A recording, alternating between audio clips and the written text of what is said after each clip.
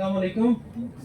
اچھا میں ایک بالکل فرق موضوع پہ بات کرنے جا رہا ہوں کیونکہ پچھلا جو موضوع تھا وہ بالکل ہسٹری پہ تھا, نیشنلزم پہ تھا, نیشنلسٹ آئیڈیاز پہ تھا. تو ایک ماحول بن جاتا ہے, ایک شہر قائم ہو جاتا ہے. تو میرے لیے تھوڑا بہت مشکل ہے, تو لیکن کوشش کروں گا آپ لوگوں کو فل برائٹ اسکالرشپ کے متعلق ایک اورینٹیشن دوں کہ یہ اسکالرشپ ہے کیا, کب لانچ ہوا, مقاصد کیا تھے, اس کے ایڈوانٹیجز کیا ہیں اور اس کے ڈس ایڈوانٹیجز کیا ہیں. تو سب سے پہلے میں نے جو ایک چیز نوٹ کی ہے وہ اسٹوڈنٹ میں اکثر یہ وہ پڑھنا چاہتے ہیں باہر, لیکن ان کے ذہنوں میں کنفیوژن ہوتی ہے کہ کون سا اسکالرشپ ہنٹ کیا جائے. تو پہلی بات سمجھنے کی یہ ہے کہ اسکالرشپ بہت زیادہ اویلیبل ہیں. اسکالرشپ جو ہیں وہ حکومتیں بھی آفر کرتی ہیں. اسکالرشپس ڈیولپمنٹ ایجنسیز جو ہیں جیسے یو ایس ایڈ وغیرہ ہو گئے, جائکا وغیرہ ہو گئے, یہ بھی اسکالرشپس آفر کرتی ہے. اور اس کے ساتھ ساتھ جو یونیورسٹیز ہیں وہ اپنی اسکالرشپس بھی رکھتی ہیں. تو اتنے زیادہ اسکالرشپس میں اکثر اوقات ہمارے لیے مشکل ہو جاتا ہے کہ کس اسکالرشپ کے لیے جایا جائے, کون سے اسکالرشپ کے لیے تیاری کی جائے. اس وقت میں ایک اسکالرشپ کو ٹارگٹ کر رہا ہوں, وہ امریکن اسکالرشپ ہے جسے فل برائٹ کہتے ہیں. تو میرا پورا اورینٹیشن جو ہوگا اس اسکالرشپ کے متعلق ہوگا. پہلی بات سمجھنے کی یہ ہے کہ یہ اسکالرشپ اس کی ہسٹری کیا ہے, کیوں یہ لانچ کیا گیا. تھوڑی سی تاریخ سمجھنا اس کی اس لیے ضروری ہے تاکہ اس کے جو پیچھے مقاصد ہیں وہ آپ لوگوں کو سمجھ آ جائیں اور کس قسم کے لوگ, کس قسم کے فیلڈ کے بچے ان کو چاہیے ہوتے ہیں. پہلی بات, یہ جو اسکالرشپ اناؤنس ہوتا ہے فل برائٹ اسکالرشپ, یہ دوسری جنگ عظیم کے بعد یہ اسکالرشپ اناؤنس ہوتا ہے.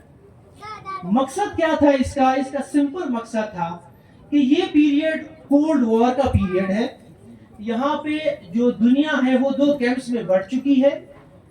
کھلا جنگ نہیں ہو رہی ہے لیکن جنگ جو ہے آئیڈیاز کی سطح پر ہو رہی ہے. تو امریکن ایک سینیٹر تھے ولیم جے فل برائٹ, انہوں نے سوچا کہ یار ہمارے پاس اتنے زیادہ پیسے جو جنگ کے لیے ہم نے مختص کیے ہوئے تھے, اب جنگ ختم ہو چکی ہے, ہم ایٹم بم پھینک چکے ہیں, تو کیوں نہ یہ جو پیسے بچ گئے ہیں اس کو ایز اے سافٹ پاور استعمال کیا جائے. تو انہوں نے ریکویسٹ کی پریزیڈنٹ سے کہ بھائی یہ پیسے ہیں, اس کو اسکالرشپ ایک اناؤنس کرتے ہیں اور دنیا جہان سے جتنے بھی لوگ ہیں, جتنے بھی ممالک ہیں, ہمارے الائز جو کنٹریز ہیں, ان میں سے جو ینگ بچے ہیں ان کو یو ایس لاتے ہیں, ان کی خاص اورینٹیشن کرتے ہیں, ان جو ہمارے اقدار ہیں, جو ہمارے لبرل ویلیوز ہیں, جو ہمارا کیپٹلسٹ سسٹم ہے, ان سے روشناس کروا کے, ان کی آئیڈیالوجیکل اورینٹیشن کر کے ہم واپس ان کو اپنے ممالک میں بھیج دیں تاکہ ان کا جو سافٹ پاور ہے اگینسٹ سوویت بلاک وہ انکریز ہو جائے. لہٰذا اس کانٹیکس میں یہ جو فل برائٹ اسکالرشپ ہے یہ انٹروڈیوس ہوا تھا. تو اس کو ایسا نہ سمجھے کہ یہ آپ لوگوں کی بھلائی کے لیے ہے یا ایک نیوٹرل چیز ہے. اس کے پیچھے خاص آئیڈیالوجی ہے, ویسٹ کا ایک خاص ایجنڈا ہے, وہ اپنے مقاصد سرو کرنا چاہتی ہے لیکن ساتھ میں ہمیں بھی اپورچونٹی مل جاتی ہے تاکہ ہم بھی اپنا فائدہ اٹھائیں. یہ ایک تھوڑا سا بریف اس کا بیک گراؤنڈ تھا فل برائٹ اسکالرشپ کا. اچھا, اس کے بعد جو میں تھوڑا بات کرنا چاہتا ہوں اس کے فوائد پہ, اور اس کے بعد میں نقصانات بھی بتاتا ہوں کہ اس کے نقصانات کیا ہے. ایسا نہیں ہے کہ صرف فائدے ہی ہیں. پہلی چیز, اس کو جو سب سے بڑا جو فائدہ ہے فل برائٹ اسکالرشپ کا پاکستان میں رہنے والوں لوگوں کے لیے, وہ یہ ہے کہ یار ہمارے پاس اپورچونٹیز کتنی اویلیبل ہیں. اگر اسکالرشپ کی تعداد کے لحاظ سے دیکھا جائے, ایچ ای سی کے اسکالرشپس ہیں ہمارے پاس کامن ویلتھ کے اسکالرشپس آتے ہیں, ہمارے پاس ڈارٹ کے اسکالرشپ آتے ہیں, شیوننگ کے آتے ہیں, لیکن تعداد کے اعتبار سے اگر دیکھا جائے یہ جتنی بھی اسکالرشپس میں نے نام لیے ہیں یہ بہت کم تعداد میں ہیں. چاہے یونیورسٹیز آفر کرتی ہو, جیسے روڈ اسکالرشپ ہے, وہ پورے پاکستان میں ایک بچے کو یا بچی کو ملتا ہے. باقی جو آپ کے ڈارٹ وغیرہ دیکھ لیں 5-10 اس سے زیادہ آفر نہیں کرتے. ایچ ای سی کے تو اپنے فنڈنگ نہیں ہے, تنخواہوں کے پیسے نہیں ہے, تو وہ اسکالرشپ بھی بھول جائے. جہاں تک فل برائٹ کا تعلق ہے, فل برائٹ ایک تو ہر سال اسکالرشپ دیتا ہے اور دنیا بھر میں جو سب سے زیادہ تعداد میں اسکالرشپ دیے جاتے ہیں وہ فل برائٹ پاکستان کو دیتا ہے. آپ کو حیرت ہوگی یا یقین نہیں ہوگا, باقی ممالک میں, باقی جو ڈیولپنگ کنٹریز ہیں جیسے انڈونیشیا, ملیشیا وغیرہ, 4-5 فل برائٹ اسکالرشپ ان کو دی جاتی ہیں. پاکستان میں یہ تعداد جو ہے 150 کے قریب ہے, کبھی 140, کبھی 160, لگ بھگ ایوریج نکالے تو ہر سال 150 پاکستانی جو ہے اس اسکالرشپ پہ یو ایس کی یونیورسٹیز میں جاتے ہیں. اس کے بعد جو دوسرا بڑا کوہورٹ تھا اس کا افغانستان کے لیے تھا, وہاں میں بھی تقریباً 100, 110, 120 بچے افغانستان کے وہ اسکالرشپ پہ جاتے تھے. طالبان حکومت سے پہلے کی میں بات کر رہا ہوں, آج کل مجھے معلوم نہیں ہے, لیکن پاکستان کا اس وقت سب سے بڑا کوہورٹ فل برائٹ کا پاکستان ہی سے جاتا ہے. تو سب سے بڑا ایڈوانٹیج اس کا یہ ہے, ہر سال اناؤنس ہوتا ہے, اور سب سے زیادہ اپرچونٹی ہنٹ کرنے کی اسی اسکالرشپ کی ہے. سب سے بڑا ایڈوانٹیج اس کا یہ ہے. دوسرا, امریکہ کا ایک ویزا, یہ جو پاسپورٹ ہے نا, یہ آپ اس کو سمجھ لیں کہ ایک قید بھی ہے, ایک قسم کی چابی بھی ہے. اس کا رنگ بہت میٹر کرتا ہے, ٹھیک ہے, پاسپورٹ کا رنگ بہت زیادہ میٹر کرتا ہے. یو ایس کا ویزا اگر آپ کوئی آج اپلائی کرنا چاہے کسی وزٹ کے لیے فار ایگزامپل, آپ کو تو پہلا انٹرویو کا جو ڈیٹ آئے گا آپ کا وہ 12 مہینے, 14 مہینے, 1.5 سال بعد آپ کا ڈیٹ آئے گا, اور ریجیکشن کے چانسز بھی بہت زیادہ ہیں اس کے. لیکن اگر آپ فل برائٹ کے ذریعے سے جاتے ہیں, آپ کو اس کا بالکل فکر کرنے کی ضرورت ہی نہیں ہے. آپ کا ویزا فیس وہ بھی وہ لوگ پے کرتے ہیں, ڈیٹ وہ لوگ خود بہت ارلی رکھتے ہیں, اور ویزا ریجیکشن چانسز جو ہے وہ نہ ہونے کے برابر ہے. انلیس بہت بڑا چول نہ مارے کوئی, میں نے نہیں دیکھا کوئی فل برائٹ کا ویزا ریجیکٹ ہوا ہو. تو یہ اس کا ایک بہت بڑا ایڈوانٹیج ہے فل برائٹ اسکالرشپ کا. تیسرا بڑا ایڈوانٹیج اس کا یہ ہے کہ یونیورسٹی میں ایڈمیشن لینا یہ بہت مشکل کام ہے, بہت عذاب ہے یہ. کیونکہ جب آپ یو ایس کی یونیورسٹیز میں ڈائریکٹ اگر ایڈمیشن لیتے ہیں تو اس کے لیے آپ کو کمپیٹ کرنا پڑتا ہے انڈیا کے اسٹوڈنٹ کے ساتھ, چائنا کے اسٹوڈنٹ کے ساتھ, انڈونیشیا, ملیشیا, سنگاپور, دنیا جہان کے بچے اپلائی کرتے ہیں یو ایس کی یونیورسٹیز کے لیے. تو ایڈمیشن جب آپ ڈائریکٹلی کمپیٹ کرتے ہو, اٹس نیکسٹ ٹو امپاسبل, بہت مشکل سے ایڈمیشن ملتا ہے. لیکن اگر آپ فل برائٹ اسکالرشپ کے ذریعے سے آپ ایڈمیشن لیتے ہو, آپ کا فارم اگر وہ لوگ بھیجتے ہیں فل برائٹ والے, تو آپ کے ایڈمیشن کے چانسز بھی بہت زیادہ بڑھ جاتے ہیں. آپ کو کسی قسم کی فکر کی ضرورت ہی نہیں کرنی پڑتی. آپ کا فارم اگر ماسٹرز لیول کے ہیں تو 3 یونیورسٹیز کو فل برائٹ والے خود بھیجیں گے, اگر پی ایچ ڈی کے ہیں تو آپ کے فارمز 6 یونیورسٹیز میں یہ لوگ خود بھیجیں گے, کیونکہ پی ایچ ڈی کا جو ایڈمیشن پروسیس ہے وہ زیادہ ٹف ہوتا ہے, زیادہ کمپٹیٹو ہوتا ہے, اس لیے وہ 6 یونیورسٹیز کو بھیجتے ہیں. تو یہ جو پروسیس ہے یونیورسٹی کا ایڈمیشن کا, اس سے بھی آپ لوگ بالکل یہ ٹینشن آپ کا یہاں پہ ختم ہو جاتا ہے. ایک اور چیز جو بہت بڑا ایڈوانٹیج ہے جو کہ باقی ممالک آفر نہیں کرتے, باقی ممالک کی یونیورسٹیز آفر نہیں کرتی, وہ یو ایس کی یونیورسٹیز میں کورس ورک کا ہونا ہے. آپ اگر انگلینڈ میں ایڈمیشن ہو جاتا ہے, جرمنی وغیرہ میں, یا یورپین کی کسی بھی یونیورسٹی میں ایڈمیشن آپ کا ہو جاتا ہے, تو آپ وہاں پہ کیا کرو گے, آپ جاؤ گے, زیادہ سے زیادہ ایک سیمسٹر آپ کا کورس ورک ہوگا, اس کے بعد آپ کو ڈائریکٹ ریسرچ میں دھکیل دیا جائے گا کہ جا کے ریسرچ کریں, ٹاپک ڈیفائن کریں, سائنوپسس بنائیں اور ریسرچ سٹارٹ کریں. یو ایس میں ایسا نہیں ہوتا ہے. یو ایس میں آپ کو پہلے ایک بہت مشکل ترین ایک کورس ورک ڈیزائن کیا ہوا ہوتا ہے, وہ اس کو آپ کو پاس کرنا ہوتا ہے. ٹھیک ہے, اب اس سے ہوتا کیا ہے, ہم جس بیک گراؤنڈ سے تعلق رکھتے ہیں, جو ہمارا کانٹیکس ہے ایجوکیشن کا, وہ ہم یہی انسٹیٹیوٹ سے پڑھے ہوئے, ہمارا بیک گراؤنڈ اتنا مضبوط نہیں ہوتا ہے. اگر آپ کسی کو ڈائریکٹ ریسرچ میں دھکیل دیں گے, اس کے کانسیپٹ کلیئر نہیں ہوں گے ریسرچ کے متعلق, اس کو پتہ نہیں ہوتا کہ ریسرچ کنڈکٹ کیسے ہوتا ہے. ٹھیک ہے, تو یہ جو کورس ورک ڈیزائن کیا گیا ہے, یہ آپ کو ایک بہترین طریقے سے اورینٹ کروا دے گا, ایکسپوز کروا دے گا کہ یہ ریسرچ ہوتا کیا ہے, اور جس فیلڈ میں آپ نے ریسرچ کرنی ہے اس میں لٹریچر کیا پروڈیوس ہو چکا ہے, اس لٹریچر سے آپ کو آشناس کروا دے گا. ایک تو اس کا یہ بہت بڑا ایڈوانٹیج ہے. جو دوسرا اس کا جو بڑا ایڈوانٹیج ہے, آپ اس کورس ورک کی وجہ سے اپنا فیلڈ چینج کر سکتے ہو. ہمارے ہاں کیا ہے کہ آپ نے ماسٹرز فار ایگزامپل سوشیولوجی میں کیا ہے تو ایم فل آپ لازمی سوشیولوجی میں کرو گے. یو ایس میں یہ چیز نہیں ہے.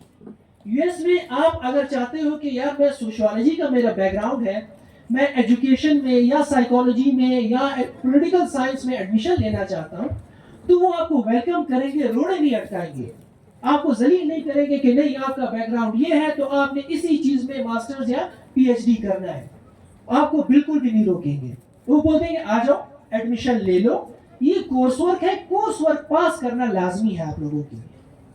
تو کورس ورک والا جو ایلیمنٹ ہے یہ ایک بہت بہترین, تو کورس ورک کی وجہ سے آپ کو ایک تو جس کا بیک گراؤنڈ, ہم جیسے بچے جو ہیں جن کا بیک گراؤنڈ کمزور ہوتا ہے ان کو اپرچونٹی ملتی ہے کہ وہ دوبارہ سے چیزوں کو پڑھیں, ریسرچ کو سمجھیں, جس فیلڈ میں ریسرچ کرنا چاہتے ہیں اس فیلڈ میں لٹریچر کتنا پروڈیوس ہو چکا ہے اس سے آپ کو آگاہی ہو جاتی ہے, وہ اس سے آپ روشناس ہو جاتے ہیں. تو ایک بہت بڑا ایڈوانٹیج ہے یو ایس کی یونیورسٹیز ہمیں آفر کرتی ہے. اس کے علاوہ جو اہم چیز ہے, آپ کو اگر اسکالرشپ پہ جاتے ہیں آپ کو کام کرنے کی ضرورت نہیں ہے. جو اسکالرشپ کے بغیر جاتے ہیں ان کو وہاں پہ لازمی کام کرنا پڑتا ہے. وہاں پہ ٹیچنگ اسسٹنٹ بن جاتے ہیں, گریجویٹ اسسٹنٹ بن جاتے ہیں, ریسرچ اسسٹنٹ بن جاتے ہیں, یا پھر یونیورسٹی آورز کے بعد انفارمل کام کر رہے ہوتے ہیں, کسی ریسٹورینٹ میں کام کر رہے ہیں یا کسی اور ادارے میں وہ کام کرنے پر مجبور ہو جاتے ہیں کیونکہ پیسے وہاں پہ ان کو کمانے ہوتے ہیں. لیکن اگر آپ اسکالرشپ پہ جاتے ہیں یہ درد سر جو ہے آپ کا پیسے والا جو درد سر ہے یہ آپ سے ختم ہو جاتا ہے. کیونکہ جو فل برائٹ اسکالرشپ ہے وہ آپ کو پہلے تو ٹیوشن فیس آپ کی جتنی بھی ہے, چاہے یونیورسٹیز آپ کی وہاں پہ بہت مہنگی ہے, جو ہائر ایجوکیشن ہے یو ایس میں بہت مہنگا ہے, چاہے سرکاری یونیورسٹی بھی کیوں نہ ہو وہاں پہ سرکاری یونیورسٹیز بھی بہت مہنگی ہیں. تو آپ کا جو ٹیوشن ہے یہ کمپلیٹلی آپ کو, آپ کا ٹینشن نہیں ہے, وہ فل برائٹ والے پے کریں گے آپ کا جو ٹیوشن ہے. اس کے علاوہ آپ کو منتھلی سٹائپنڈ ملتا ہے. سٹائپنڈ آپ کا جو ماہانہ جتنا بھی خرچہ ہوتا ہے, کھانے پینے کا, آپ کی رہائش کا, آپ کا ٹریولنگ کا, یہ ساری چیزوں کو کور کرنے کے لیے آپ کو سٹائپنڈ ملتا ہے.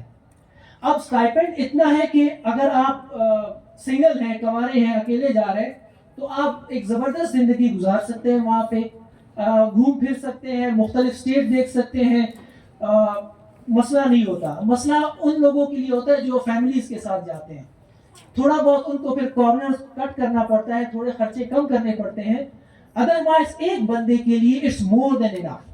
جو سٹائپنڈ ملتا ہے اس میں آپ کا مزے سے خرچہ بھی نکل جاتا ہے, اور جو کچھ ہمارے جو ذہنیت والے ہوتے ہیں کچھ بچت بھی کرتے ہیں تو اچھی خاصی جو سیونگ بھی کر کے آ جاتے ہیں. ٹھیک ہے, تو یہ ایک جو سٹائپنڈ ہے آپ کو کام کرنے کی ضرورت نہیں کرنی پڑتی, وہاں پہ آرام سے ریلیکس کریں, پڑھائی پہ فوکس کریں, گھومیں پھریں. اچھا, اس کے علاوہ یو ایس میں ایک چیز, ہمارے ہاں یہ چیز کا تصور نہیں ہے ہیلتھ انشورنس کا. یو ایس کے کانٹیکس میں جو ہیلتھ ہے وہ پرائیویٹائزڈ ہے. وہاں پہ سرکاری ہیلتھ کی فیسلٹیز نہیں ہے, ہیلتھ کمپلیٹلی پرائیویٹ سیکٹر میں ہے. ہر بندے کو یو ایس میں ہیلتھ انشورنس لینا پڑتا ہے, اور ہیلتھ وہاں پہ کافی مہنگا ہے. تو یہ والا جو ٹینشن ہے آپ کے ہیلتھ والا, اگین آپ کی جو ہیلتھ انشورنس ہے فل برائٹ اس کو بھی کور کرتی ہے. تو اس ٹینشن سے بھی آپ لوگ آزاد ہو جاتے ہو. اس کے علاوہ آپ جب جاتے ہو آپ کو لیپ ٹاپ کے لیے الگ سے پیسے ملتے ہیں, کتاب خریدنے کے لیے الگ سے پیسے ملتے ہیں, اگر آپ سیمینار اٹینڈ کرتے ہو تو اس کے لیے الگ سے پیسے ملتے ہیں. تو پیسوں کا ٹینشن, یونیورسٹی کے ایڈمیشن کا ٹینشن, ویزا کا, ایڈمیشن کا, یہ سارے کے سارے آپ کو فل برائٹ فیسیلیٹیٹ کرتا ہے. یہ ایک چھوٹے ایڈوانٹیجز نہیں ہے, بہت بڑے ایڈوانٹیجز ہیں. اچھا, یہ تو اس کے ایڈوانٹیجز ہیں. اب تھوڑا سا فل برائٹ کے ڈس ایڈوانٹیجز بھی ہیں. ٹھیک ہے, اگر آپ لوگوں میں سے کوئی ایسا اسٹوڈنٹ ہے جو سمجھتا, میں فرینکلی بتا رہا ہوں, جو ایک ون وے ٹکٹ لے کے جانا چاہتا ہے, کہتا ہے میں وہاں پہ پڑھائی کر کے وہیں پہ جاب سٹارٹ کرنا چاہتا ہوں, وہیں پہ نئی زندگی سٹارٹ کرنا چاہتا ہوں, تو فل برائٹ اسکالرشپ آپ لوگوں کے لیے نہیں ہے. کیونکہ فل برائٹ کے ساتھ کنڈیشنلٹیز اٹیچ ہے. فل برائٹ کلچرل ایکسچینج پروگرام ہے. ان کا مقصد یہ ہے کہ آپ کو وہاں پہ لے جائیں, یو ایس کی جو ویسٹرن ویلیوز ہیں ان سے روشناس کروا کے واپس پاکستان بھیجا جائے تاکہ آپ ان کی ویلیوز کو، آپ ان کے کلچرل ایمبیسڈرز بنیں، ان کے ویلیوز، ان کا جو پولیٹیکل سسٹم ہے، اکنامک سسٹم ہے، آپ ان کو یہاں پہ اسٹرینتھن کریں. ان کا پرپز یہ ہے.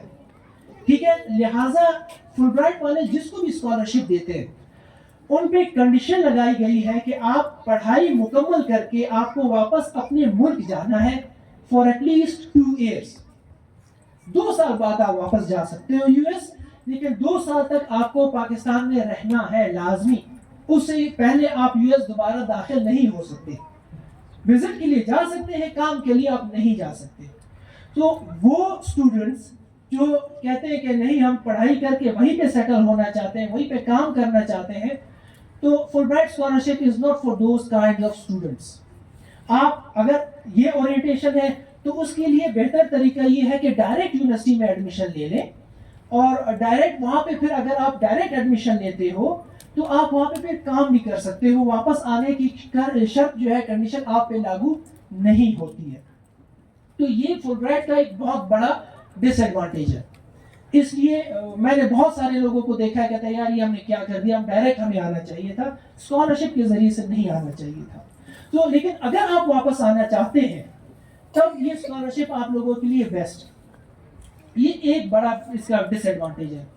دوسرا ڈس ایڈوانٹیج جو ہمارے ہاں بہت بڑا ہرڈل ہے وہ ہے انیشیل کاسٹ. جب آپ فل برائٹ اسکالرشپ کے لیے اپلائی کرتے ہو خرچہ اچھا خاصا آتا ہے. یہ ایک بہت بڑا ریزن ہے کہ بہت کم بچے اسپیشلی بلوچستان سے اپلائی کرتے ہیں، کیونکہ آپ جب فارم یا اپلیکیشن جمع کرواتے ہو اس وقت آپ سے جی آر ای مانگا جاتا ہے. جی آر ای جو گریجویٹ ریکارڈ ایگزامینیشن ہے وہ اس اسکالرشپ کی کنڈیشن ہے. لیکن یہ جو ٹیسٹ ہے یہ انٹرنیشنل امریکن ٹیسٹ ہے، اس کی فیس ڈالر میں ہوتی ہے. اب 200 250 یا 300 میرے خیال میں اب 350 کر دیا ہے. اب $350 ان کے لیے کم ہے لیکن ہمارے لیے بہت بڑا اماؤنٹ ہے. تو جب آپ اس میں اپلائی کرتے ہو جی آر ای کے لیے یہ 30-40 میرے خیال میں آج کل 50-60 تک پہنچ چکا ہے. یہ بہت بڑا ہمارے لیے درد سر بن چکا ہے. اور لڑکے بہت ٹیلنٹڈ لڑکے جو کہ پوٹینشیل کینڈیڈیٹس ہوتے ہیں اس پیسوں کی وجہ سے، جی آر ای کے پیسوں کی وجہ سے وہ اسکالرشپ پہ اپلائی ہی نہیں کرتے.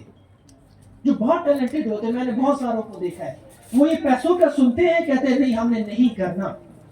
تو جی آر ای ایک بہت بڑا ہمارے لیے ایک ہرڈل ہے اسکالرشپ کو فنڈ کرنے کے لیے. اور اس کا کوئی میرے پاس الٹرنیٹ بھی نہیں ہے. نہ یہاں کی حکومت یہاں پہ کچھ سوچتی ہے کہ جی آر ای کے لیے کچھ ریمبرس کیا جائے بچوں کے لیے فیس، جو ایک خاص لمٹ سے زیادہ اسکور کر جائے اس کے لیے ریمبرسمنٹ ہو سکتی ہے. اگر گورنمنٹ کا کوئی نمائندہ، مجھے تو نہیں لگتا یہاں پہ بیٹھا ہوگا، اگر کرنے پہ آ جائے تو ہمارے بچے بہت زیادہ فیسیلیٹیٹ ہو جاتے ہیں. ٹھیک ہے. تو یہ جو انیشیل کاسٹ ہے اپلیکیشن کا یہ بہت بڑا باٹل نیک ہے ہمارے لیے. تو یہ 2 بڑے ڈس ایڈوانٹیجز ہیں. ٹھیک ہے. ایک پیسہ خرچ ہوتا ہے اپلیکیشن کے لیے، یہ ایک بہت بڑا فیکٹر ہے. اور دوسرا واپس آنے والی کنڈیشن وہ چند لوگوں کے لیے ہے، سب کے لیے وہ کنڈیشن نہیں ہے. اچھا، یہ 2 بڑے ایک ہم نے ایڈوانٹیجز دیکھے اور ڈس ایڈوانٹیجز دیکھے. اب تھوڑا سا میں پروسیس پہ بات کرتا ہوں تاکہ آپ لوگوں کو اندازہ ہو کہ یہ کب سٹارٹ ہوتا ہے، کیا کیا اس میں سٹیپس ہیں، کون کون سی شارٹ لسٹنگ کے میکینزم ہے، اس میں تھوڑا بات کرنا چاہتا ہوں. فل برائٹ اسکالرشپ ہر سال میرے خیال میں اس کی جو ڈیڈ لائن ہوتی ہے فروری میں ہوتی ہے. فروری میں اپلیکیشن جمع کروانے کی ڈیڈ لائن ہوتی ہے، لیکن یہ اسکالرشپ اناؤنس تقریباً 5-6 مہینے پہلے اناؤنس ہوتا ہے. ابھی آپ ویٹ کریں، شاید اسی مہینے یا نیکسٹ مہینے یہ فل برائٹ اسکالرشپ اناؤنس ہو جائے. تو 1-2 مہینے میں، اسی مہینے میں شاید اناؤنس ہو جائے یا نیکسٹ مہینے میں جو ماسٹرز اور پی ایچ ڈی لیول کا جو اسکالرشپ ہے وہ اناؤنس ہو جائے گا. اناؤنس ہونے کے بعد ڈیڈ لائن فروری میں آتی ہے. آپ کے پاس اچھا خاصا ٹائم ہے، آپ فروری میں اپلیکیشن بنائیں. اس کے اپنے ریکوائرمنٹس پہ بھی میں آتا ہوں. اپلیکیشن سبمیشن کے بعد آپ کی اسکروٹنی ہوگی، شارٹ لسٹنگ ہوگی. جو بچے شارٹ لسٹ ہو جائیں ان کو ٹافل کا ٹیسٹ دینا پڑتا ہے. صرف شارٹ لسٹڈ کینڈیڈیٹس کے لیے ہے ٹافل کا ٹیسٹ. ٹافل کا ٹیسٹ ہوگا، اس کے بعد انٹرویو ہوگا. انٹرویو کے بعد فائنل آپ کا کیا ہوتا ہے، سلیکشن کی لسٹ آ جاتی ہے. सिलेक्शन के बाद जो सेलेक्ट हो जाते हैं और जो खुशकिस्मत कैंडिडेट्स हैं उनकी इस्लामाबाद में ओरिएंटेशन सेशन है, उनके बाद उनकी जाने की तैयारी होती है। वो फिर जो नेक्स्ट ईयर उनका जो सेशन स्टार्ट होता है, अमूमन फॉल का सेशन स्टार्ट होता है अगस्त में, तो बच्चे अगस्त में यूएस चले जाते हैं सारे के सारे। ये इनका एक साइकिल है एप्लीकेशन का। इसके बाद आता हूं मैं एप्लीकेशन की रिक्वायरमेंट्स पे। जब आप अप्लाई करते हो तो एप्लीकेशन की रिक्वायरमेंट क्या है? मैं ज्यादा तेज तो नहीं जा रहा हूं, सही? मैं कोशिश करूं मैं कम बोलूं, फिर क्वेश्चन आंसर में ज्यादा क्लैरिटी आ जाती है।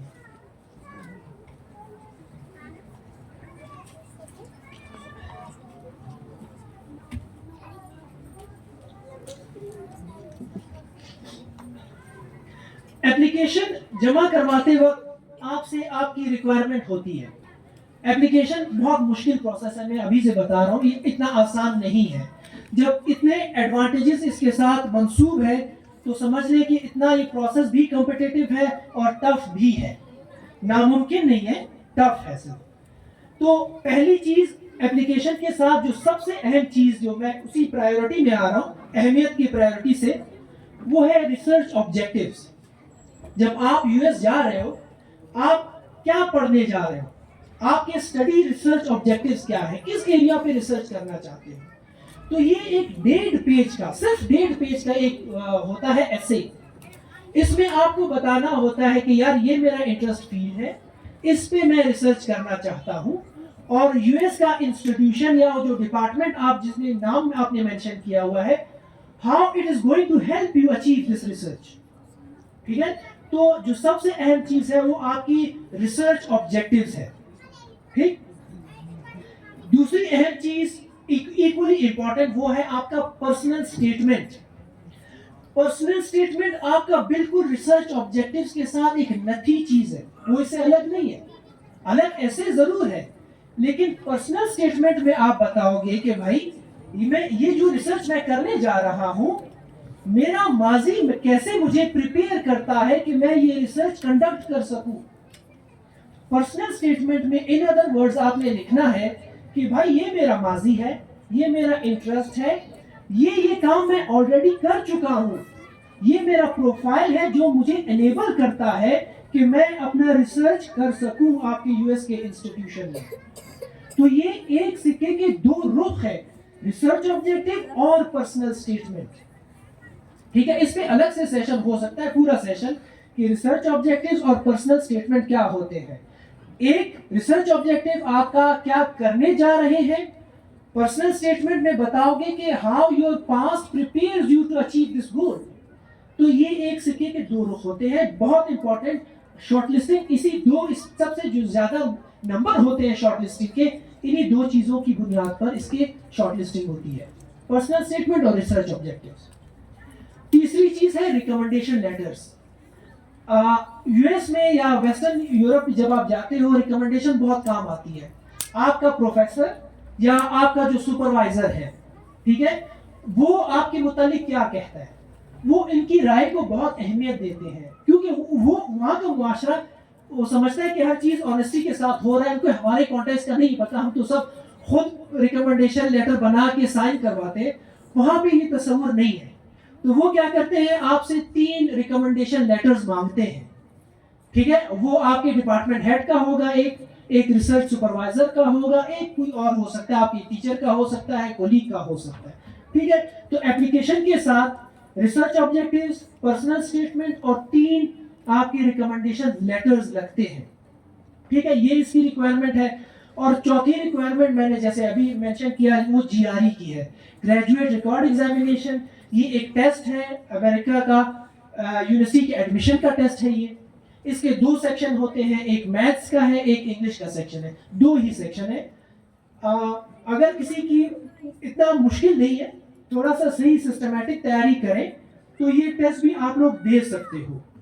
ये मैं चीजें बता रहा हूँ, ये ऐसे नहीं है कि आप लोग नहीं कर सकते हो, आप लोग बिल्कुल कर सकते हो। थोड़ी सी राइट गाइडेंस चाहिए और थोड़ी सी हार्ड वर्क चाहिए। ठीक है, ये एप्लीकेशन की रिक्वायरमेंट्स है। جب آپ اپلیکیشن سبمٹ کرتے ہو جو اہم مرحلہ آتا ہے وہ شارٹ لسٹنگ کا مرحلہ آتا ہے. اب شارٹ لسٹنگ کے مرحلے میں کینڈیڈیٹس کی اپلیکیشن کو ایویلویٹ کیا جاتا ہے. کس بنیاد پر ایویلویٹ کیا جاتا ہے وہ میں چونکہ گھر کا بیدی ہوں, یہ پروسیس میں خود رہا ہوں شارٹ لسٹنگ کا, تو میں آپ کو بتا رہا ہوں کہ ہم نے کس طرح سے شارٹ لسٹنگ کی تھی. باقاعدہ ہمیں ایک ریوبرک جسے کہتے ہیں ایک ٹیمپلیٹ دیا گیا تھا کہ اپلیکیشنز کو آپ نے کس طرح سے کس بنیاد پر ایویلویٹ کرنا ہے, کس ایلیمنٹ کے کتنے نمبر ہیں. یہ بہت کروشل چیز ہے, میں آپ کو باقاعدہ بتا رہا ہوں کہ اس کے نمبر کتنے ہم لوگ دیتے تھے جو ہمیں کہا گیا تھا کہ کس طرح سے ایویلویٹ کرنا ہے. پہلی چیز جو شارٹ لسٹنگ کے دوران میٹر کرتی ہے, حالانکہ یہ آفیشلی مجھے نہیں بتانا چاہیے لیکن پھر بھی میں بتا رہا ہوں, جب فارم ایویلویٹ ہوتے ہیں آپ کے, سب سے پہلی چیز دیکھی جاتی ہے پرائیورٹی ایریا. جب فل برائٹ اناؤنس ہوتا ہے ان کے پرائیورٹی ایریاز ہوتے ہیں کہ ہم انجینئرنگ سیکشن میں کتنے بچوں کو لیں گے, ہم انجینئرنگ کے اپنے الگ سے مزید سیکشنز بھی ہیں, ہم پبلک پالیسی سے کتنے لیں گے, ایجوکیشن فیلڈ سے کتنے لیں گے, وہ باقاعدہ پرائیورٹی ایریاز ڈیفائن کرتے ہیں. ٹھیک ہے, اگر آپ کا جو ریسرچ آبجیکٹو ہے, جس چیز پہ آپ ریسرچ کرنے جا رہے ہو, ان کی پرائیورٹی ایریا کے ساتھ الائنڈ ہے تو 5 نمبر پکے آپ کے پورے آپ کو مل جاتے ہیں اسی وقت. ٹھیک ہے, اگر مس میچ ہے, فار ایگزامپل وہاں پہ ایجوکیشن پرائیورٹی ایریا ہے اور آپ سوشیولوجی میں جا رہے ہیں, پولیٹیکل سائنس میں جا رہے ہیں, تو you will lose this 5 numbers. تو ایک چالاکی آپ سمجھ لیں یا سمجھداری اسی میں ہے کہ آپ اپنا ریسرچ ان کی پرائیورٹی ایریاز کے ساتھ الائن کر دیں. آپ کو مفت کے 5 نمبر مل جائیں گے, اور 5 نمبر بہت بڑا ہوتا ہے. وہاں پہ جب شارٹ لسٹ بنتی ہے پورے پاکستان کی, ایک نمبر میٹر کرتا ہے. تو پہلی چیز یہ رکھیں کہ الائن کریں اپنے ریسرچ آبجیکٹیوز کو ان کی پرائیورٹی ایریاز کے ساتھ. دوسری جو ہے, جو اس کے 5 نمبر ہے. نیکسٹ چیز ہے پرسنل اسٹیٹمنٹ. میں نے ابھی ذکر کیا پرسنل اسٹیٹمنٹ اور ریسرچ آبجیکٹیوز دونوں کے 15 نمبر ہے. ریسرچ آبجیکٹیوز کے بھی 15 نمبر ہے اور پرسنل اسٹیٹمنٹ کے بھی 15 نمبر ہے. یہ بہت زیادہ نمبر ہے, اس سے زیادہ کسی چیز کے اور نمبر نہیں ہے. لہٰذا سب سے زیادہ ویٹیج انہی 2 ایسیز کا ہے. یہ 1.5 پیجز کے ایسیز ہے, 750 ورڈز کی یہ ایسے مانگتے ہیں, اس سے زیادہ نہیں, 750 صرف. لیکن یہ 750 ورڈز لکھنے کے لیے آپ کو یقین نہیں آئے گا کم از کم 6 مہینے لگتے ہیں. 6 مہینے یہ 1.5 پیجز کے لیے لگتے ہیں. یہ اتنا ٹیکنیکل ڈاکومنٹس ہوتے ہیں یہ 2, کیونکہ آپ کی پوری جو کریئر ہے, پوری زندگی کا دار و مدار اسی 2 ایسیز پر ہے. ایک بار اسکالرشپ ہو جائے آپ کی لائف کی ٹریجیکٹری چینج ہو جاتی ہے. تو اس کو بناتے وقت ذہن میں رکھیں آپ سے کم از کم یہ 5-6 مہینے لے گا یہ 2 ایسیز جو ہے. تو اس کے 15 نمبر ریسرچ آبجیکٹیوز کے ہیں, 15 نمبر ان کے پرسنل اسٹیٹمنٹ کے ہیں. ٹھیک ہے, اس کے بعد ریفرنسز ہیں. میں نے کہا 3 ریفرنسز, ہر ریفرنس کا 1 نمبر ہے. 3 ریفرنسز آپ کے کمپلیٹ ہیں, اچھے ہیں, تو 3 نمبر آپ کو ریفرنسز سے مل جاتے ہیں. پھر ایک چیز جینڈر کا ہے. اگر آپ فیمیل ہیں تو آپ کو 5 نمبر اس کے مل جاتے ہیں. ٹھیک ہے, فیمیل کو انکریج کرنے کے لیے انہوں نے 5 نمبر ان کو ایکسٹرا رکھے ہوئے ہیں. اگر جینڈر کے حوالے سے ان کے 5 نمبر خواتین کو وہ مختص کیے ہوئے ہیں. ٹھیک ہے, وہ سیکشل اورینٹیشن کہتے ہیں اس کو. تو ڈس ایڈوانٹیج سیکشولی اورینٹیڈ لوگوں کے لیے 5 نمبر ہے, فیمیل کے لیے بھی 5 نمبر رکھے ہوئے ہیں. یہ ان کو مل جائیں گے, آپ لوگوں کو نہیں مل سکتے. اس کے علاوہ ریلیجس مائنورٹیز, ان کے لیے بھی ان کو انکریج کرنے کے لیے بھی 5 نمبر رکھے گئے. ریلیجس مائنورٹیز کے لیے اگر آپ اس سے تعلق رکھتے ہیں ان کو بھی 5 نمبر مل جاتے ہیں. اس کے ساتھ جو بلوچستان کے لیے ایک ایڈوانٹیج ہے وہ ہے انڈر ڈیولپڈ ریجنز جو پاکستان کے ہیں, جس میں بلوچستان شامل ہے. پورے کا پورے بلوچستان جتنے بھی لوگ ہیں ہم لوگ, ان کو بھی 5 نمبر ایکسٹرا مل جاتے ہیں بلوچستان کے تعلق سے. سمپل یہ ایڈوانٹیج سب کے لیے ہے, جتنے بھی بیٹھے ہوئے ہیں یہاں پہ, تو ان کو سب کو 5 نمبر ایکسٹرا مل جاتے ہیں. یہ بہت بڑا ایڈوانٹیج ہے. اور اگر بلوچستان سے فیمیل ہے تو اس کو 10 نمبر ایکسٹرا مل جاتے ہیں.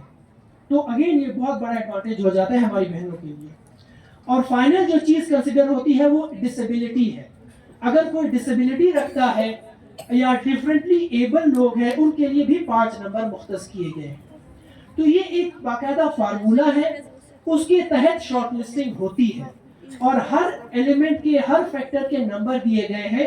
یہ سارے جو ڈسیبلٹی کے 5 نمبر ہیں, جینڈر کے 5 ہیں, ریلیجس مائنورٹی کے 5 ہیں اور ریفرنسز کے 3 ہیں, پرسنل سٹیٹمنٹ اور ریسرچ آبجیکٹیوز کے 15 اور پرائیورٹی ایریا کے 5. یہ ایک کمپلیٹ کرائٹیریا ہے, اس پہ آپ لوگوں کی شارٹ لسٹنگ ہوتی ہے. شارٹ لسٹنگ ہونے کے بعد آپ کو وہ انٹرویو کے لیے بلائیں گے.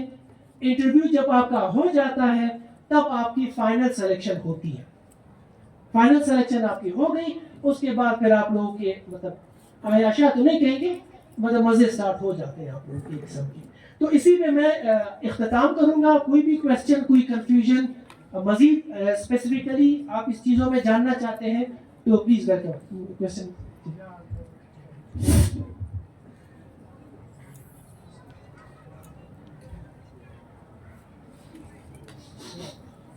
سر آپ نے نقصانات اس کے نہیں بتائے. میں نے بتایا اس کے 2 بڑے نقصانات ہیں. اگر آپ جاننا چاہتے ہو, پڑھ کے وہیں پہ کام کرنا چاہتے ہو, وہیں پہ لائف اسٹارٹ کرنا چاہتے ہو تو فل برائٹ آپ کے لیے نہیں ہے, کیونکہ آپ کو واپس آنا پڑے گا. اگر رہنا چاہتے ہیں تو یونیورسٹیز میں ڈائریکٹ ایڈمیشن لے لیں. ڈائریکٹ ایڈمیشن کی خواری بہت ہے, ایڈمیشن ملے گا نہیں آپ کو, کیونکہ دنیا جہان کے بچوں کے ساتھ کمپیٹ کرنا پڑے گا, کام کرنا پڑے گا پروفیسر کے ساتھ, teaching assistant, graduate assistant, cafes میں کام کرنا پڑے گا, ریسٹورانٹ میں کام کرنا پڑے گا. لیکن فائدہ اس کا یہ ہے کہ آپ وہیں پہ پڑھائی مکمل ہو گئی, جاب ڈھونڈیں, وہیں پہ رہ جائیں, گرین کارڈ, پاسپورٹ, وہ والا چینل ہے.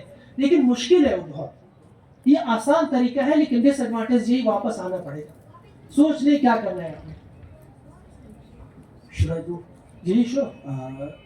Sir, myself is Kashif.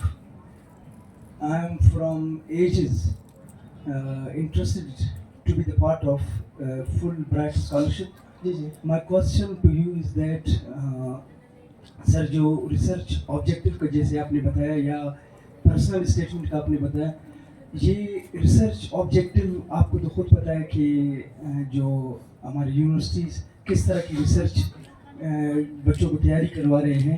میں خود سر انٹرنیشنل ریلیشنس میں نے پوسٹ گریجویٹ ہوا ہوں, تو سر اس میں جو میں نے خود ریسرچ کی ہے اس کی کوئی اسٹینڈرڈ نہیں ہے. میں اس کی خود سر وٹنس ہوں. تو سر یہ ریسرچ آبجیکٹیو اتنی چھوٹی چیز نہیں ہے کہ مطلب جیسے آپ نے کہا کہ یہ 6 سے 7 مہینے لگ سکتے ہیں اس میں, تو 6 سے 7 مہینے کے بعد بھی اس کی ریجیکشن کی پاسبلٹیز ہیں. تو سر یہ جو ریسرچ آبجیکٹیوز ہے اور پرسنل اسٹیٹمنٹس ہے اور جو اپنے پریورٹی کے بارے میں بتا دیا کہ کون سے پریورٹیز ایریاز ہے, کائنڈلی ان کو بھی مینشن کر دیں. اور یہ جو 2 ایریاز ہے جو ریسرچ آبجیکٹیوز اور پرسنل اسٹیٹمنٹس, انہیں ہم کون سے سورسز تیاری کر سکتے ہیں, یا کوئی یوٹیوب چینل یا کوئی کوچنگ کلاسز؟ یہ بہت اچھا کویسچن ہے آپ کا. دیکھیے ریسرچ آبجیکٹیو ایک تو ہمارا ایک ریسرچ پروپوزل ہوتا ہے ٹریڈیشنلی ریسرچ کو کنڈکٹ کرنے کے لیے.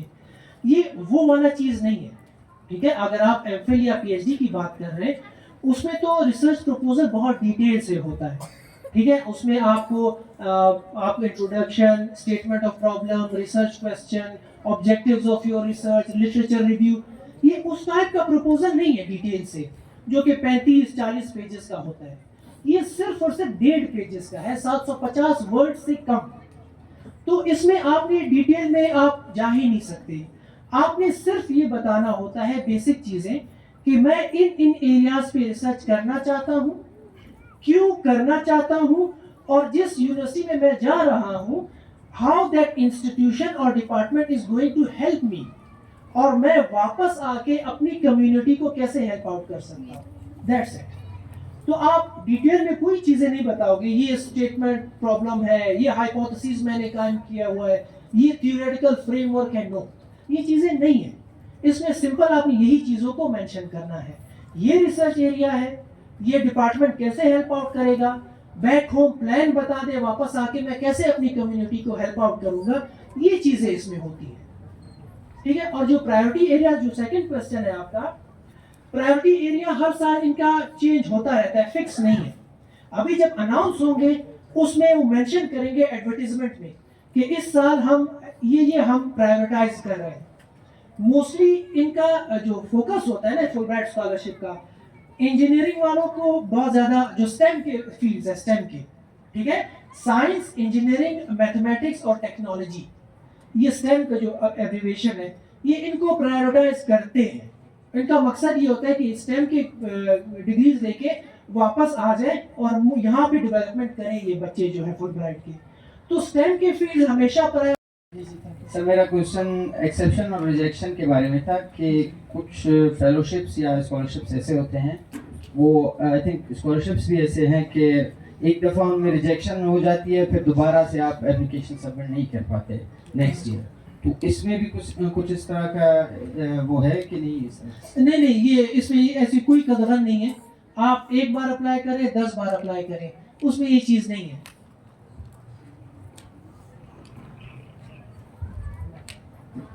अस्सलाम वालेकुम. सर मेरा नाम मोहम्मद अब्बास है. अच्छा, मैं ये पूछना चाह रहा हूँ कि जैसे आपने बता दिया कि वो जो बंदा स्कॉलरशिप के लिए अप्लाई करता है उसका कुछ बैकग्राउंड मतलब वो मेंशन करना चाहिए उसे कि मतलब मैं जिस चीज़ में रिसर्च करना चाह रहा हूँ और मैंने उसमें पास में क्या किया है. अगर सपोज़ वो उस बंदे ने पास में ऐसा कुछ नहीं किया है, उसका काम उससे बिल्कुल यानी रिलेटेड नहीं रहा है, तो उस सिचुएशन में उस बंदे के लिए मतलब कौन सा वे होना चाहिए और कौन सा चैनल होना चाहिए कि वो उस स्कॉलरशिप के लिए अप्लाई करे. ये answer they sir. Thank you. ठीक है, ये अच्छा क्वेश्चन है. देखिए, ये जो प्रोसेस है 2 एसेज बनाने का, पर्सनल स्टेटमेंट और रिसर्च, ये मैं बार बार इस पे एम्फेसाइज कर रही हूँ, बहुत मुश्किल काम है. आप अगर एक अपने फील्ड पे, जैसे मेरा पॉलिटिकल साइंस का बैकग्राउंड था, मैं एजुकेशन में चला गया, अब मुझे जस्टिफाई करना पड़ेगा मैं एजुकेशन क्यों जा रहा हूँ. या तो मेरे साथ ऐसा कुछ हुआ था, मैं सफ़र हुआ, मैं एजुकेशन जाना चाहता था लेकिन नहीं जा सका, फैमिली प्रेशर था, या whatever reason, I have to justify. या बाद में मेरा इंटरेस्ट इस फील्ड में डेवलप हुआ, या मैं इस पर बेहतर, मेरे जॉब ऐसी इस तरह की फील्ड में हुई, तो आप इसको जस्टिफाई करना ही तो असल कमाल है. आप नए फील्ड में जा रहे हो, क्यों जा रहे हो, कोई रीज़न तो होगी ना. आपका बैकग्राउंड किस चीज़ में?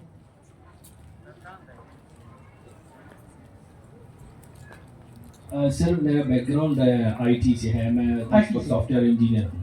ठीक है, तो आप एक और फील्ड में फॉर एग्जांपल जाना चाहते हैं.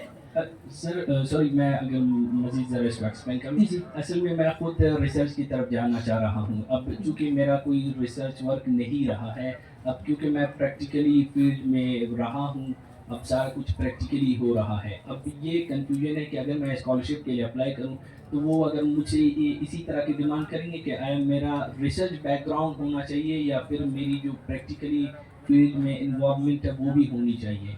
तो इसमें ज़रा सी कन्फ्यूजन है कि अब इस चीज़ को हम कैसे जस्टिफाई करें या फिर कैसे इसकी तरफ जाए. अच्छा, ये अच्छा क्वेश्चन आपने पूछा, क्लैरिटी आ जाएगी. इनको आपका रिसर्च प्रोफाइल नहीं चाहिए. एलिजिबिलिटी जो इनका है, अगर आप मास्टर्स के लिए जा रहे हैं, जो हमारे यहाँ एमफिल तस्वुर होता है, वहाँ पे वो मास्टर्स कहलाता है. 18 साल की तालीम, वहाँ पे 18 साल की तालीम को मास्टर्स कहा जाता है, हमारे यहाँ एमफिल कहा जाता है. और जब आप मास्टर्स के लिए जाते हो तो उसमें रिसर्च का बैकग्राउंड लाजमी नहीं है, आपकी 16 साल की तालीम का होना लाजमी है. ठीक है, यानी अंडर ग्रेड या बीएस आपकी हो चुकी होगी, तब आप एलिजिबल हैं. अगर रिसर्च पब्लिकेशन है, वेल एंड गुड, एक एडवांटेज आपको मिल सकता है, आपका प्रोफाइल स्ट्रांग होगा. अदरवाइज रिसर्च आपने नहीं किया, कोई मसला नहीं है, लेकिन 16 साल की तालीम का होना लाजमी है. ठीक है, रिसर्च प्रोफाइल है, वेल एंड गुड, नहीं है कोई मसला नहीं है. वालेकुम सर. अच्छा सर, वो आपने इनलिस्टेड स्टूडेंट्स का बताया कि वो टोफल का टेस्ट में चले आ जाता है, और दूसरी बात सर, एक तो ये बता दें कि उस टेस्ट में क्या पूछा जाता है, और दूसरी बात इंटरव्यू में मतलब वो किस हवाले से मतलब ज़्यादा पूछते हैं इंटरव्यू में सर स्पेसिफिकली, और जीआरई की टेस्ट मतलब सेल्फ स्टडी बंदा करे या कहीं पर कोचिंग, आप क्या प्रेफर करेंगे सर उसके लिए, कुछ कोचिंग सेंटर्स? अच्छा, 3 क्वेश्चन है टॉफिल का. पहले टॉफिल देखिए, हर बच्चे को ये एक अच्छा बात है कि जो बच्चे शॉर्टलिस्ट हो जाते हैं صرف ان سے ٹافل کا مطالبہ ہوتا ہے, سب کا نہیں ہوتا. ٹھیک ہے, آپ اگر شارٹ لسٹ ہو جاتے ہیں تب آپ کو ٹافل کا کہیں گے. ٹافل انگریزی کا ٹیسٹ ہے, ٹھیک ہے, یہ ایبریویشن ہے, test of English as foreign language. یہ آپ کو ٹیسٹ دینا ہوتا ہے, پیورلی انگلش ہے. اس میں آپ کے 4 اسکلز دیکھے جاتے ہیں, ٹھیک ہے, reading, writing, speaking and listening. یہ 4 اسکلز ہیں, کسی بھی لینگویج کے ہوتے ہیں, اسی کو وہ میجر کرتے ہیں. ٹھیک ہے, اس میں آپ نے درمیانہ اسکور فائن, مسئلہ نہیں ہے. اگر ٹافل آپ کے نمبر کم آ جاتے ہیں, بعض اوقات آپ کے لیے ایڈوانٹیج ہو جاتا ہے. ٹافل کے کم اسکور آپ کے لیے ایڈوانٹیج ہو جاتا ہے. کیسے؟ وہ آپ کو 6 مہینے پہلے بلاتے ہیں, 6 مہینے پہلے بلا کے آپ کو بولتے ہیں, آپ کو ایسے ہی اورینٹیشن سیشن ایک اور یونیورسٹی میں خود گیا تھا. میرا اسکور ٹافل کا بہت اچھا نہیں تھا, بس اچھا کہہ سکتے. انہوں نے کہا کہ بھائی آپ کو ہم پہلے بلاتے, 2 مہینے کسی اور اسٹیٹ, کسی اور یونیورسٹی میں آپ کو ٹریننگ کرواتے انگلش کی. تو وہ اورینٹیشن تھا, گھمایا پھرایا, سب کچھ لکھایا فری کا, وہ اور ایڈوانٹیج بن جاتا ہے آپ کے لیے. ٹھیک ہے, تو ٹافل ایوریج اسکور کریں, ڈرنے کی زیادہ ضرورت نہیں ہے, ایوریج اسکور فائن, کوئی ایشو نہیں ہے. یہ ٹافل کا ہو گیا. دوسرا سوال جی آر ای والا مجھے یاد ہے, تیسرا جو آپ کا سوال ہے, جی آر ای کی تیاری دیکھیے, اس میں 2 ہی سیکشن ہے, میتھس ہے اور انگلش ہے. اگر آپ کا تھوڑا بہت میتھس کا بیک گراؤنڈ صحیح ہے تو آپ سیلف اسٹڈی سے کر سکتے ہیں. ٹھیک ہے, اچھی کتابیں لے لیں انگریزوں کی, مینہٹن کی بھی ہے, بیرنس کی بھی ہے. میں پریفر کرتا ہوں مینہٹن کی کتابوں کو, بہت آسان ہے, بغیر ٹیچر, بغیر استاد کے آپ میتھس کو سمجھ سکتے ہو, اتنی بہترین کتابیں ہیں. خریدیں گے تو مہنگی ہے, پائریٹڈ آپ کو مل جاتی ہے, ڈاؤن لوڈ بھی کر سکتے ہیں فری آف کاسٹ نیٹ سے. ٹھیک ہے, تو وہ کر لیں, سیلف اسٹڈی کر سکتے ہیں اگر میتھس کا بیک گراؤنڈ ٹھیک ہے. اگر ویک ہے تو میرے خیال میں ٹیوشن کی ضرورت پڑے گی پھر آپ کو. تیسرا سوال, انٹرویو سر. اچھا انٹرویو یار, ان کا ہمارے ہاں جو ٹریڈیشنل ہوتا ہے, وہ جو انٹرویوز میں نے یہاں پہ دیکھے ہیں ہمارے ہاں, وہ بیسیکلی آپ کی میموری کا ٹیسٹ ہوتا ہے, ذہانت کا ٹیسٹ نہیں ہے. آپ سے تاریخ پوچھا جائے گا, فلاں چیز کب قائم ہوئی.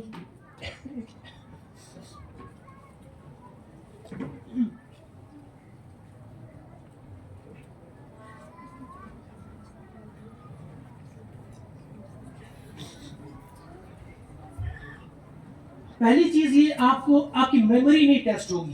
آپ اس چیز سے بے فکر ہیں, آپ کو ڈیٹس یاد نہیں ہے, کسی کے فاؤنڈر کا نام یاد نہیں ہے, یہ چیز بالکل بھی نہیں پوچھی جاتی. ریلیکس رہیں, اوپینین بیسڈ ہوگا.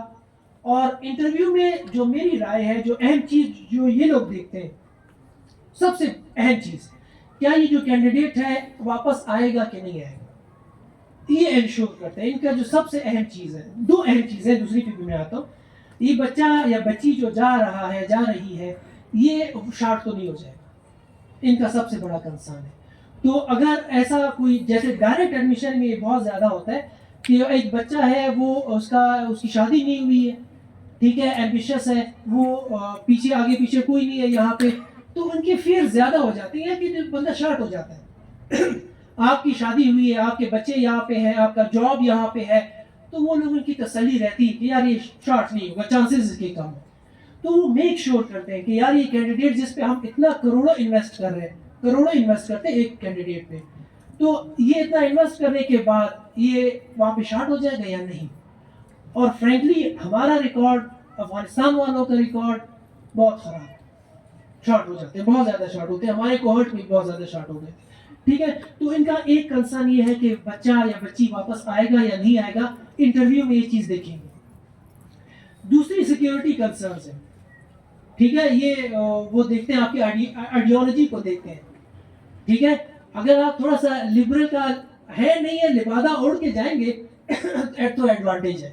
ٹھیک ہے, تھوڑا سا اس چیز کا خیال کریں, زیادہ مصلحت ہے. اور کیا میں کہہ سکتا ہوں, اگر لبرل نہیں بھی ہے تو تھوڑا سا کوشش کریں لبرل بننے کی. ٹھیک ہے, تو یہ ان کا سیکیورٹی کنسرن واقعی میں ہے, جینوئن ہے. ہمارے ہاں لوگ جاتے ہیں اس کلچرل بیک گراؤنڈ سے جا کے وہاں پہ اوٹ پٹانگ حرکتیں کرتے ہیں, تو یہ بھی ان کا جینوئن کنسرن ہی ہے. تیسرا اہم ایلیمنٹ وہ ہے ان کا انٹرویو میں جو کنفرم کرنے کی کوشش کرتے ہیں, وہ جینڈر سے ریلیٹڈ ہے. جینڈر سے ریلیٹڈ اور ریلیجس سے ریلیٹڈ, کہ وہاں پہ جا کے آپ کو اتنی فرق سوسائٹی ہے اور اتنی ڈائیورس سوسائٹی ہے, وہ ڈرتے ہیں وہاں پہ اوٹ پٹانگ حرکتیں نہ کریں, اسپیشلی جینڈر کو لے کے. وہ اس کو یہ برابری وہاں پہ ہضم ہوتی ہے یا نہیں ہوتی, وہاں کا جو ڈفرینٹ ڈریس کوڈ ہے یہ ان سے ہضم ہوتا ہے یا نہیں ہوتا, ہراسمنٹ کے ایشوز بہت زیادہ ہوتے ہیں, ہمارے لوگ کرتے رہتے ہیں, اس میں یہ ہے ہمارے ساتھ یہ اٹیچ ہے یہ چیزیں, تو یہ ان کے جینوئن کنسرنز ہوتے ہیں, ریلیجس کے حوالے سے لے کے جینڈر کے حوالے سے, ریلیجس ڈاگمٹزم اور شارٹ ہونے والا, یہ 4 ان کے میجر کنسرنز ہوتے ہیں. اس کے علاوہ تھوڑا بہت ریسرچ سے آپ کا چیزیں پوچھ لیں تو یہ ان کا میجر جو فوکس ہوتا ہے انٹرویو میں اسی چیز سے ہوتا ہے. 20-25 منٹ آدھا گھنٹہ انٹرویو کا ڈیوریشن ہوتا ہے, اسی حساب سے گپ شپ لگاتے ہیں, اسی گپ شپ سے آپ سے اندازہ لگا لیتے ہیں کہ بچہ یا بچی کیسے ہے. گل آپ پوچھ رہے تھے سوال.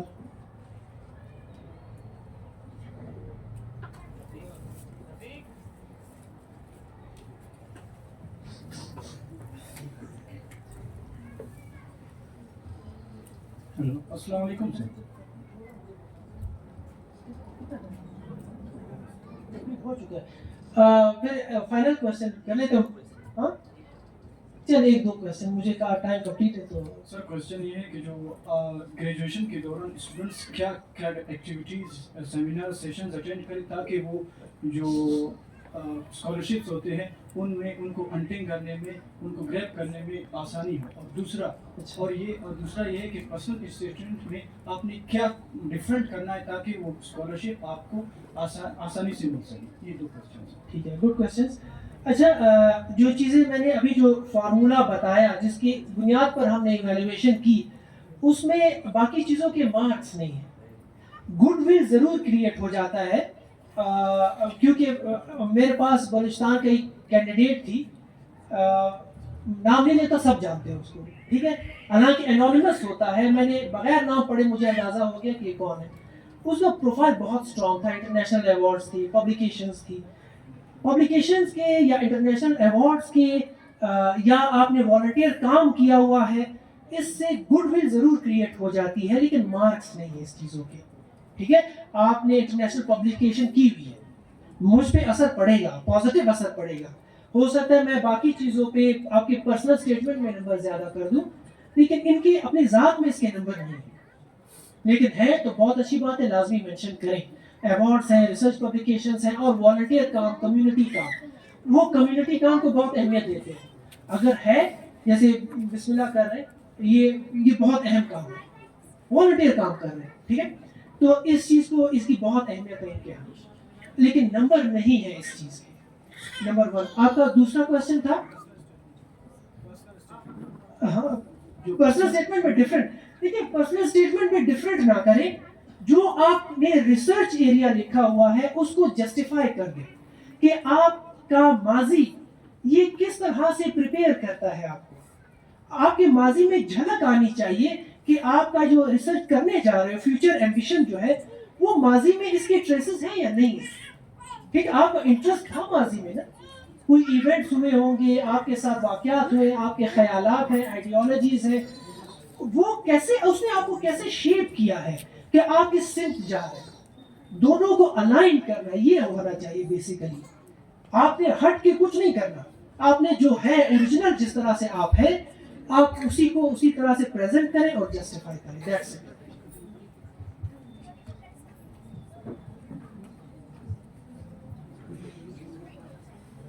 بس چلے. جی جی سر. جیاری سے جی جی تو یہ ہمارا این ٹی ایس ہوتا ہے نا, جو ہم جی اپنے جی یہاں پر جیاری کی تیاری کی نوعیت کیا ہے. جیسے این ٹی ایس ہے وہ 2 سال کے لیے ویلڈ ہوتا ہے ہمارے یہاں یونیورسٹی میں, تو جی آر ای کے لیے ادارے ہمارے یہاں نہیں ہے, یہاں پر ماحول نہیں ہے, جی آر ای سے متعلق بہت کم جانتے ہیں. اور کیا وہ اس سے جو اپلائی کر رہے ہیں اس سے پہلے بھی جی آر ای کر سکتے ہیں, کتنے عرصے کے لیے ویلڈ ہوتا ہے, یا وہ اناؤنسمنٹ کے بعد ان کو جی آر ای کرنا پڑے گی. اور کوئٹہ میں کس حد تک مطلب انسٹیٹیوشنز ہیں, اور جی آر ای کے لیے مطلب اسپیسیفکلی کیا کرنا چاہیے. اچھا, اگین گڈ کوشچن. جی آر ای دیکھیں, برائٹ کی بھی ریکوائرمنٹ ہے جی آر ای, اور یو ایس کی یونیورسٹیز میں ایڈمیشن لینے کی بھی ریکوائرمنٹ جی آر ای ہوتی ہے.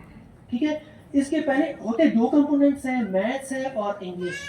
ٹھیک, हमारे यहाँ जीआरई का मेरी नॉलेज में कोई ऐसा इदारा नहीं है जो जीआरई की तैयारी करवाता है। मैंने नहीं देखा कि मेरी नॉलेज में शायद ना हो सकता है हो, पर्ल वगैरह में टॉफिल की होती है, आइल्स की तैयारी होती है मेरे ख्याल में पर्ल में। जीआरई का मैंने नहीं देखा कि कोई इदारा करवाता हो। मे बी इंडिविजुअल ट्यूटर हो, कोई मैथ्स का उस्ताद हो जो पढ़ाता हो। मेरी नॉलेज इस बारे में कम है, मैं जानता नहीं हूँ इस चीज़ में, तो मे भी हो। जो चीज़ नोट करने वाली है जिससे दुख भी होता है, बलूचिस्तान से कैंडिडेट्स नहीं जाते सर। इस पर आप भी तो आपकी भी अच्छी खासी से है, नेटवर्किंग है। मैं जब फॉर्म इवेलुएट कर रहा था, मेरे दिल में ख्वाहिश होती थी कि बलूचिस्तान से कोई फॉर्म आए। बहुत कम फॉर्म आते हैं, इसके बावजूद के एडवांटेजेस आपके पास है, स्पेशली फीमेल के लिए। जेंडर का एडवांटेज मुफ्त में फीमेल को मिल जाता है 5 नंबर। बलूचिस्तान का एडवांटेज फिर 5 नंबर 10 नंबर मिल जाते हैं बगैर कुछ किए हुए। ठीक है, तो लड़कों को बलूचिस्तान का एडवांटेज मिल जाता है, उसके बावजूद बहुत कम लोग इस पे अप्लाई करते हैं। जीआरई आप किसी भी वक्त कर सकते हैं, ये मंसूब नहीं है आपके फुल ब्राइट के साथ। आपने 1 साल पहले भी किया हुआ है, वो जीआरई भी आप काउंट कर सकते हैं, उसको मेंशन कर सकते हैं स्कोर। वैलिड मेरे ख्याल में शायद 5 साल के लिए वैलिड होता है जीआरई स्कोर। तो आपने अगर 3 साल पहले 4 साल पहले भी किया हुआ है तो आप इसको वैलिड कंसीडर करके अप्लाई कर सकते हैं जीआरई। एक्सपायर 5 साल की बात होता है। I hope I answer your question. ठीक है, जो नेक्स्ट सेक्शन का स्पीकर है मैं उसका टाइम ना ले लूं, मुझे इस चीज का ज़रूर है। आप कहें। अस्सलाम वालेकुम सर, मेरा क्वेश्चन है स्टडी गैप के बारे में। स्टडी गैप मैटर करता है नहीं, और दूसरा मेरा है टॉफल और आइलेट्स के बारे में। टॉफल की जगह हम आइलेट्स दे सकते हैं या कि नहीं? अच्छा, स्टडी गैप और आइल्स के मुताबिक है। अच्छा, स्टडी गैप अहम चीज़ है। अगर आपका स्टडी गैप इस नौइयत का है कि आपने बीएस किया हुआ है 2016 में और आप 2025 वाले स्कॉलरशिप पे अप्लाई कर रहे हैं और बीच में आपने कुछ नहीं किया, then it is a problem. लेकिन अगर जो गैप की नेचर ये है कि आपने पढ़ाई मुकम्मल करके जॉब कर रहे हैं, उस पढ़ाई से रिलेटेड जॉब कर रहे हैं, देन इट इज़ जस्टिफाइड। बल्कि वो आपके प्रोफाइल को मज़ीद बेहतर बनाएगा कि मैंने फॉर एग्जांपल मैंने एजुकेशन में डिग्री की, फिर मैं टीचिंग कर रहा हूँ, मैं पार्ट में मैंने ट्रेनर की हैसियत से भी काम किया, एनजीओ के साथ भी काम किया, ये सारा आप जस्टिफाई कर लेते हो। तो बजाय ये गैप क्रिएट होने के, ये आपके लिए एडवांटेज क्रिएट कर देगा। ठीक है, तो it is not called a gap then. लेकिन अगर आपने कुछ भी नहीं किया, आप अनरिलेटेड कारोबार कर रहे थे, देन आपके लिए मसला होगा, आप फिर उसको जस्टिफाई नहीं कर पाओगे कि इतने अरसे बाद आपको ख्याल आया। वो लिंक ब्रेक आ जाते हैं ना बीच में। लेकिन रिलेटेड जॉब है आपकी फील्ड के साथ, वो एडवांटेज है इनफैक्ट। और आइल्स के मुतालिक या आइल्स जो है बेसिकली ये यूरोपियन कॉन्टेक्स्ट में इस्तेमाल होता है। अमेरिकन यूनिवर्सिटीज़ में मोस्टली वो टॉफिल प्रेफर करते हैं, लेकिन आजकल ये इन्होंने आइल्स को भी एक्सेप्ट करना शुरू कर दिया है। पहले प्योरली टॉफिल रखते थे यूएस और कनाडा, यूरोप में आइल्स इस्तेमाल होता था, टॉफिल नॉर्थ अमेरिका में यूज होता था। लेकिन आजकल आइल्स भी कंसिडर कर रहे हैं। तो आपको एवरेज स्कोर करना पड़ता है। बहुत ज़्यादा स्कोर होगा तो अच्छी बात है, लेकिन बहुत लो नहीं होना चाहिए।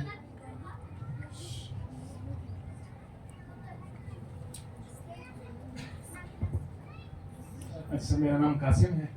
मैं वो कहते हैं कि एक चीज़ होता है विशफुल थिंकिंग होता है कि हम भी बाहर जाए। मेरा आपसे ये है कि जाहिर सी बात है, वो स्कॉलरशिप वो एक पहली एटीट्यूड बनती है, एक माइंडसेट बनती है। तो उस माइंडसेट के बारे में रुझान जो डेवलप होती है, तो उसके बारे में आपका क्या कहना है? यार ये अगेन आपने जिस तरफ इशारा किया हुआ है ना, ये जो कंपनी है, जो माहौल है, बहुत ज़्यादा मैटर करता है। क्योंकि इंटरनल मोटिवेशन तो होनी चाहिए, इसमें तो कुछ शक नहीं है। एक्सटर्नल मोटिवेशन भी बहुत अहम किरदार अदा करती है। ठीक है, आप इंटरनली मोटिवेटेड है, करना चाहते हैं, लेकिन आप लोग की यार दोस्तों की जो कंपनी है बहुत ज़्यादा है, वो शुगल वाले हमारे यहाँ, मैं खुला साफ बात करता हूँ, یہ جو پکنکوں پہ جانا, کینٹین پہ بیٹھنا, ہوٹلوں پہ بیٹھنا, سید ہوٹل پہ جا کے گپے لگانا, یہ بہت کامن ہے ہمارے ہاں, ٹھیک ہے. یہ ایک نیگیٹو انفلوئنس ہوتا ہے. انجوائے آپ کر رہے ہوتے ہیں, اس میں تو کوئی شک نہیں ہے, لیکن in terms of your career and ambitions یہ آپ کو مار دے گا. تو اگر آپ کی کمپنی اسی طرح کے لوگوں پر مشتمل ہے جو ایمبیشنس ہے, جو کچھ کرنا چاہتے ہیں, وہ لائف کو اس طرح سے اڑانا نہیں چاہتے, کچھ کرنا چاہتے ہیں, ٹھیک ہے, کچھ ریٹرن کرنا چاہتے ہیں اپنے لوگوں پہ, اپنی کمیونٹی پہ, تو آپ کو اسی طرح کے لوگوں میں بیٹھنا پڑے گا, ٹھیک ہے. یہ بہت لازمی ہوتا ہے, آپ کی موٹیویشن ختم کر دیتے ہیں یہ لوگ. اور فرینکلی ہمارے ساتھ, میں یونیورسٹی کو ہمیشہ گھستے ہوئے میں دوستوں کو یہی کہتا ہوں, میں یونیورسٹی میں پڑھاتا ہوں, صرف وہیں پہ ہے, آپ ذہن بنا لیں گھر سے نکلتے وقت کہ یار میں نے آج یہ آرٹیکل پڑھنا ہے یا اس پہ کام کرنا ہے. یونیورسٹی گیٹ سے انٹر ہوتے ہوتے آفس آتے وقت آپ کی موٹیویشن ختم. آپ بیٹھو گے, سوری میں فرینکلی بول رہا ہوں, چائے شروع ہو جاتی ہے, گپ شپ سٹارٹ ہو جاتی ہے, غیبتیں سٹارٹ ہو جاتی ہے. یہ ہمارا ماحول ہے, اس میں شامل ہوں, ٹھیک ہے. ایک بندہ کب تک ریزسٹ کرے گا, ماحول کا ہم حصہ بن جاتے ہیں. تو کوشش کریں, اگر آپ خوش نصیب ہیں ایسی کمپنی ڈھونڈیں, اسی کے ساتھ اٹھنا بیٹھنا کریں جو لائف کے ساتھ سیریس ہے. یہ والا نہیں ہے کہ یار زندگی ایک بار ملتی ہے, انجوائے کرو. زندگی ایک ہی بار ملتی ہے, لیکن اس کو پھینکنا تو نہیں ہے, ٹھیک ہے. تو کمپنی بہت اہم ہے, بہت ہے.